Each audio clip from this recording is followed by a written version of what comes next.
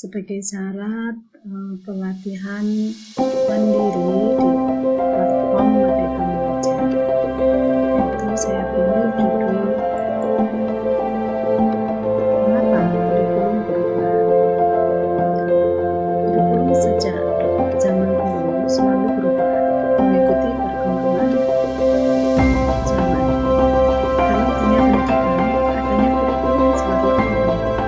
Arah dan tujuan pendidikan diatur di dalam kurikulum, sehingga dalam merancang, melaksanakan, dan mengevaluasi pembelajaran, guru akan bertumpu pada kurikulum yang dipakai saat dalam pendidikan. Dalam perubahan kurikulum ini, pasti kita akan mengenali mengapa terjadi perubahan. Perubahan kurikulum tersebut akan disesuaikan agar relate dengan perkembangan agar dapat memenuhi kebutuhan belajar siswa, dan agar dapat menyiapkan generasi masa datang yang visioner.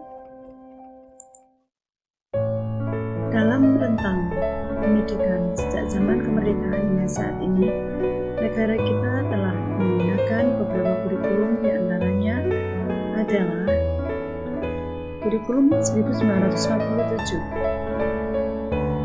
kemudian kurikulum 1964, setelah 4 tahun berganti lagi kurikulum 1968, kemudian ganti lagi kurikulum 1975. Kurikulum 1984 yang dikenal dengan CDXA atau disebut cara belajar siswa aktif. Pada tahun 1990 berganti kurikulum lagi. Kemudian berganti lagi tahun 2004, yaitu kurikulum 2004. Nah, ini dalam waktu rentang pendek 2 tahun berganti lagi kurikulum 2006. Setelah 2006, selama 7 tahun kita lakukan kurikulum 2006 berganti lagi kurikulum 2013. Kemudian kurikulum paradigma baru mulai tahun 2021. Pelaksana kurikulum paradigma baru ini adalah sekolah yang lolos seleksi sebagai sekolah penggerak, yaitu sekolah penggerak angkatan 1, diantaranya adalah SD Negeri 2 Gemengkeng, termasuk pada sekolah penggerak angkatan 1. Berjalannya waktu, kurikulum paradigma baru berubah nama menjadi kurikulum prototype di tahun 2021 itu juga. Kemudian masuk ke tahun 2022, kurikulum ditetapkan menjadi berganti nama, yaitu kurikulum Merdeka, yaitu tepatnya ditetapkan pada bulan Februari tahun 2022. Seluruh dunia mengetahui bahwa adanya pandemi global dari COVID-19 telah banyak mempengaruhi janji kehidupan manusia. Banyak hal yang dulu tidak terbayangkan terjadi menjadi nyata dan terjadi di sekitar kita. Dunia pendidikan pun tak luput dari pengaruh pandemi global. Sekolah yang biasanya dilaksanakan secara tatap muka dengan guru dan murid bertemu di kelas dan melaksanakan kegiatan belajar mengajarnya, tapi sekarang harus berbalik 180 derajat dengan pembelajaran daring atau dalam jaringan yang hanya mempertemukan guru dan secara virtual. Akhirnya diberlakukan kurikulum darurat. Nah, dengan adanya pandemi global, terjadinya learning loss dan hasil belajar peserta didik yang rendah, sehingga memilih opsi kurikulum merdeka. Melihat efek pandemi yang sangat masif dan kesulitan yang dihadapi jika guru tetap menerapkan pembelajaran dengan menggunakan kurikulum tahun 2013, maka pemerintah melalui Kementerian Pendidikan dan Kebudayaan mengumumkan penggunaan kurikulum darurat yang lebih sederhana dan mudah diadaptasi dalam masa pandemi. Pertemuan tatap muka terbatas dan kombinasi belajar secara daring kembali menjadi alternatif bagi guru dan murid untuk mengatasi learning loss atau putus belajar. Kurikulum darurat cukup membantu para guru untuk tetap memberikan pembelajaran kepada murid. Guru dapat memangkas materi pembelajaran dan mengambil materi-materi esensial yang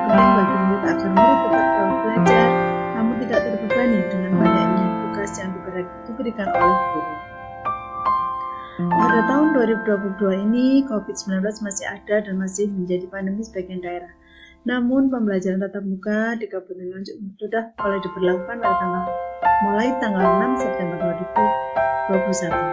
Selama 2 tahun dilanda COVID, belajar secara daring, Kemdikbud melalui Mas Menteri Nadiem Makarim mencanangkan kurikulum merdeka yang sebelumnya disebut kurikulum prototype, dirancang lebih sederhana dan fleksibel.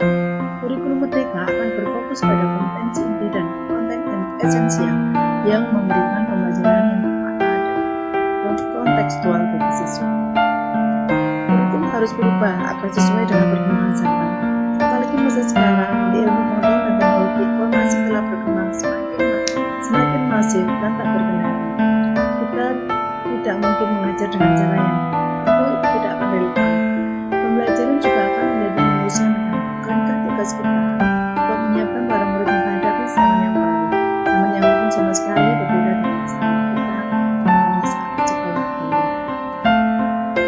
Kembali kepada opsi kurikulum merdeka. Mengapa memilih opsi kurikulum merdeka? Ada dua tujuan utama yang mendasari kebijakan ini. Pertama, pemerintah dalam hal ini Kemdikbudristek ingin menegaskan bahwa sekolah memiliki kewenangan dan tanggung jawab untuk mengembangkan kurikulum yang sesuai kebutuhan dan konteks masing-masing lingkungan sekolah. Yang kedua, proses perubahan kurikulum. Proses perubahan kurikulum nasional harapannya dapat terjadi secara lancar dan pemerintah mengemban tugas untuk menyusun kerangka kurikulum, sedangkan operasionalnya bagaimana kurikulum tersebut diharapkan merupakan tugas sekolah dan otonomi bagi guru sebagai profesional memiliki kewenangan untuk bekerja secara otonomi berlandaskan ilmu pengetahuan, sehingga kurikulum antar sekolah bisa dan seharusnya berbeda sesuai dengan karakteristik murid dan kondisi sekolah dengan tetap mengacu pada kerangka kurikulum yang sama. Perubahan kerangka kurikulum tentu menuntut adaptasi oleh semua elemen-elemen pendidikan. Proses tersebut membutuhkan pengelolaan yang cermat sehingga menghasilkan dampak yang kita inginkan, yaitu perbaikan kualitas pembelajaran dan pendidikan di Indonesia. Oleh karena itu, Kemdikbudristek memberikan opsi kurikulum sebagai salah satu upaya manajemen pendidikan. Perubahan kurikulum secara nasional baru akan terjadi pada tahun 2020. Ketika kurikulum merdeka sudah melalui literasi perbaikan selama 3 tahun di beragam sekolah dan daerah. Pada tahun 2024 akan ada cukup banyak sekolah madrasah di tiap daerah yang sudah mempelajari kurikulum merdeka dan nantinya bisa menjadi mitra belajar bagi sekolah madrasah. Beberapa unsur perubahan di kurikulum merdeka yaitu guru dan kepala sekolah diberi otonomi penuh, peserta didik ditempatkan sebagai subjek, bukan lagi sebagai objek. Standar kompetensi dirumuskan lebih sederhana, materi lebih ringkas dan esensial. Pelajaran PPKN diganti dengan nama pendidikan Pancasila. Adapun perubahan-perubahan bentuk jenjang adalah sebagai berikut. Unsur perubahan jenjang SD, adanya penggabungan IPA dan IPS menjadi IPAS, yaitu ilmu pengetahuan alam dan sosial. Bahasa Inggris tidak lagi menjadi muatan lokal. Kemudian perubahan jenjang SMP, mapel TIK tidak lagi sebagai mapel pilihan, tapi sebagai mapel wajib yang diberikan sebagai intrakurikuler. Kemudian pelajaran seni sesuai bakat minat masing-masing siswa. Perubahan jenjang SMA, tidak diberlakukan peminatan, wajib menulis esai ilmiah sebagai syarat kelulusan di kelas 12. Kemudian perubahan di tingkat SMK, struktur mata pelajaran dijadikan lebih sederhana dalam 2 kelompok mata pelajaran, yaitu mata pelajaran umum dan mata pelajaran khusus. Kemudian PKL menjadi mapel wajib yang digunakan seluruh. Demikian unsur-unsur unsur perubahan yang membedakan kurikulum merdeka dengan sebelumnya. Diharapkan pengenalan pada unsur-unsur tersebut membuat guru, kepala sekolah, dan stakeholder terkait lebih dalam, lebih dapat memahami kurikulum merdeka dan lebih siap mengimplementasikan kurikulum merdeka di lapangan. Terima kasih. Wassalamualaikum warahmatullahi wabarakatuh.